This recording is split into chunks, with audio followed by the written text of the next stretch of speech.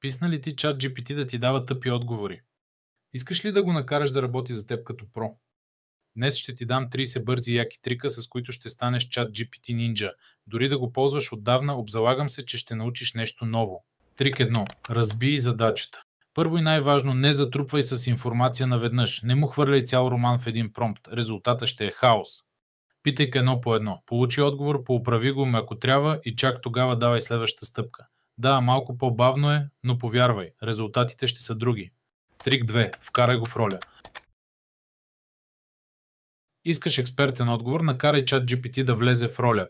Кажи му, представи си, че си топ маркетинг експерт или ти си учител по химия, обясни ми какво е хибридизация. Бум!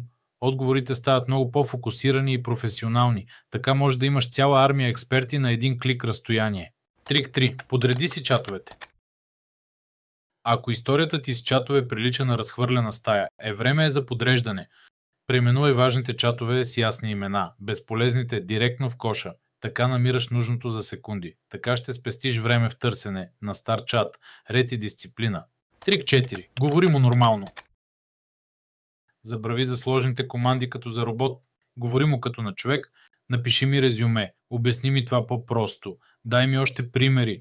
Колкото по-ясно и описателно, толкова по-добре. Без сложни структури, просто кажи какво искаш. Трик 5. Инкогнито режим. Искаш да пробваш нещо без да се запазва в историята или да влияе на бъдещи отговори.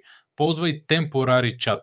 Идеално за чувствителна информация, брейнсторминг на тайни проекти или просто да пробваш нещо набързо. Затваряш и чата, изчезва. Така не пълниш историята си с ненужни неща. Ако зададеш страничния си въпрос в текущия ти чат, само раздуваш контекста и увеличаваш шанса модела да се отклони от поставената цел. Затова бързия временен чат върши идеална работа. Трик 6. Персонални инструкции. Мега важно. В Custom Instructions можеш да му кажеш кой си ти и как искаш да ти отговаря винаги. В първото поле аз съм студент по маркетинг, пиша блог постове. Във второто отговаряй с кратък и ясен тон, винаги проверявай фактите. Това спестява тонове време. Само не слагайте лични данни като ЕГН или банкови сметки, че не се знае кой има достъп до тях. Трик 7. Изтрий паметта. Веднъж месечно влизаш в настройките и кликаш Delete All. Така поддържаш отговорите свежи и адекватни. Само не го прави, ако в момента работиш по нещо важно, за да не забрави част от контекста. Или ако предпочиташ, просто премахни тези, които са ненужни от списък. Трик 8. Избери си глас. Знаеш ли, че ChatGPT може да ти говори? Ако ползваш мобилното приложение, можеш да избереш гласа, който ти допада най-много.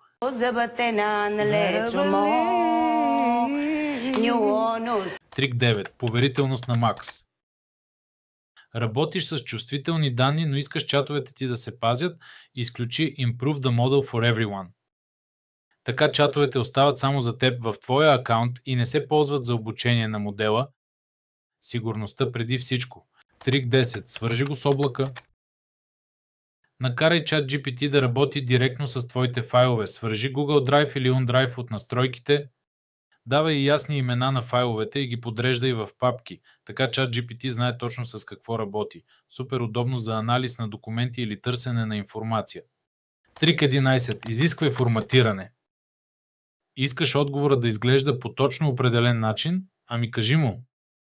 Отговори под формата на таблица. Напиши го като списък с тирета. Искам го в параграфи. Дефинирай конкретно какво трябва да се случи и как да е подредено. Спестява ти редакция после. Дори можеш да му кажеш да върне данните в CSV формат, който да изтеглиш. Трик 12. Обясни го на 10 годишно. Забил си на сложна тема? Любимият ми трик. Обясни ми сложната тема, все едно съм на 10 години. Работи безотказно. Получаваш супер ясна избита информация, без излишни сложни термини. Ако искаш още по-просто, пробвай с на 5 години. Трик 13. Смени визията. В настройките можеш да смениш визията. Dark Mode е супер за нощни птици и кодене. Малък детайл, но важен за комфорта. Трик 14. Дай му контекст. ChatGPT не те познава. Дай му контекст за задачата. Например, че си студент или ученик и трябва да подготвиш някакви материали, обясни какви са изискванията и какво би очаквал твоят преподавател. Ако имаш поставена кодинг задача, дай му изискванията на заданието. Ако го правиш за работна задача, има риск да разкриеш чувствителна информация. Преработи заявката, така че да не конкретизираш нищо свързано с продукта на фирмата. И все пак първо провери политиката, защото някои фирми строго забраняват работа с публични модели. Трик 15. Попитай го как да питаш. Странно, но факт, ChatGPT може да пише промпт, т.е. заявка към ChatGPT. Можеш да го помолиш да зададе въпроса ти по начин, който най-оптимално ще разбере самия той. Кажи му да подобри промпта ти и да каже какви промени е направил. Той ще го оптимизира и ще ти каже защо. Учиш се в движение.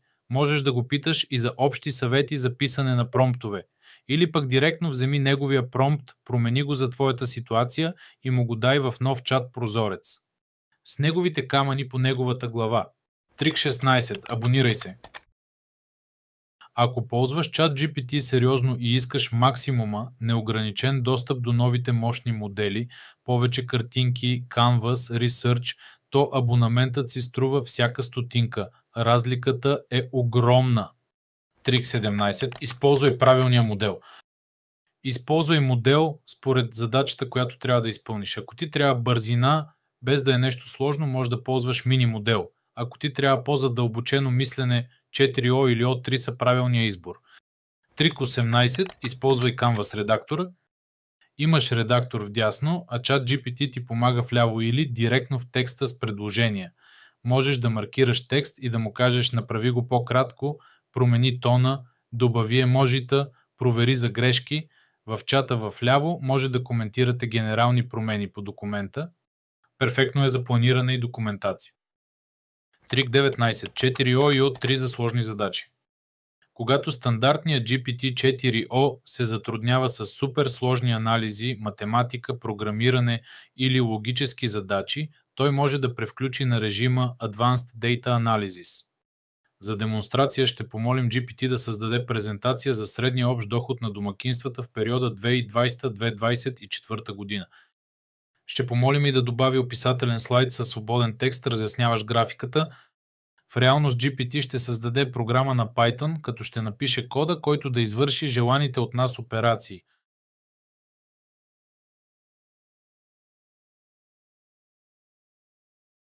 Тук GPT успява да извлече средния общ доход и задава уточнителен въпрос преди да продължи.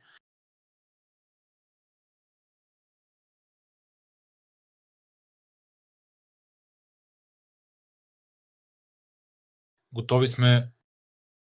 Сега ще отворим и разгледаме презентацията. Не имай предвид, че моят примерен промпт е много базов и не включва важни детайли.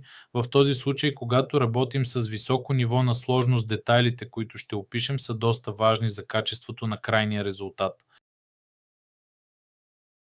Трик 20. Запази си успешните промптове. Намерил си промпт, който работи перфектно? Запазвай го. Направи си един текстов файл или Word документ и копирай там всички успешни промптове. За в бъдеще това ще ти помага все повече и повече, защото ще имаш своя лична база данни с рецепти за успех. Трик 21. Искай стъпка по стъпка.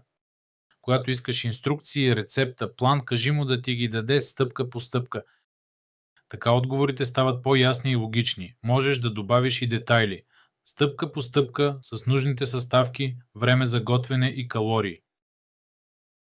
Трик 22. Дай му примери. Искаш отговорите да следват определен стил или структура? Дай му пример. Искам 10 заглавия за видео в този стил. Примерно заглавие. Напиши ми имейл темплейт по този модел. Примерен имейл. Колкото по-ясен пример, толкова по-добър и консистентен резултат. Трик 23. Анализирай картинки.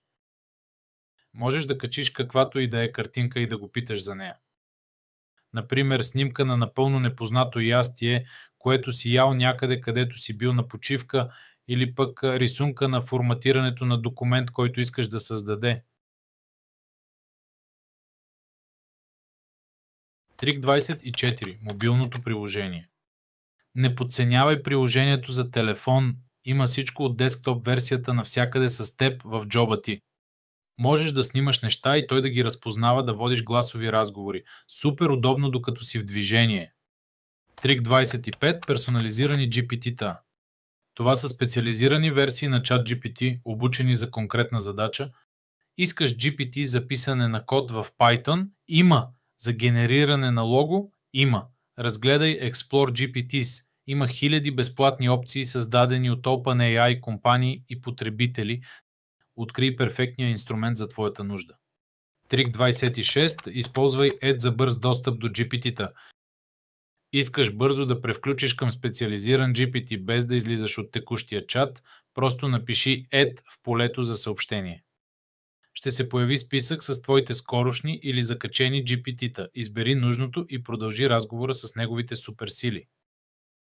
Впрочем, Add е маймунско А. Трик 27. Проверявай за плагиатство. Важно, ChatGPT не създава оригинално съдържание, а комбинира информация, на която е обучен. Ако го ползваш за есета, статии, академична работа, винаги проверявай текста с инструмент за плагиатство. Понякога е по-добре да го ползваш само за идеи и информация, а после да преразкажеш със свои думи. Трик 28. Накарай го да те изпитва. Учиш за изпит, качи си записките или просто му дай тема и кажи изпитай ме на този материал. Той ще генерира въпроси, а ако сбъркаш, ще ти обясни верния отговор. Супер начин да затвърдиш знания и да откриеш пропуски. Трик 29. Планирай живота си. Звучи странно, но ChatGPT е страхотен в организирането. Дай му списък с задачи и ще ти направи ефективен график. Искаш план за пътуване? Кажи му къде и кога и ще ти сглоби маршрут. Може да ти помогне с организацията на всичко. Трик 30. Генерирай картинки. И последният трик – създавай уникални изображения. Просто опиши какво искаш, генерирай 4 изображения в различни стилове на зелена ябълка, падаща върху Исак Нютон. Ключът е детайли, детайли, детайли. Опиши всичко – стил, обекти, цветове, настроение, съотношение на страните, ъгъл. Колкото по-конкретно, толкова по-добре. Новия модел на OpenAI работи доста добре и с текст. Без проблем може да създаде дизайн на постер или шаблон за работно време. Също ако желаеш да създадеш стикер, например, то може да му кажеш картинката да бъде с прозрачен фон. Тук всичко е в твоите ръце, а лимита е границата на твоята фантазия. Ето ги, 30 яки трика, с които да впрегнеш пълната сила на ChatGPT. Ти си на ход, пробвай ги, експериментирай и виж как продуктивността ти ще излети. Ако видеото ти беше полезно, удари един лайк, сподели го с приятели и се абонирай за още такова съдържание. Кой трик ти хареса най-много? Напиши в коментарите. Чао и до следващия път!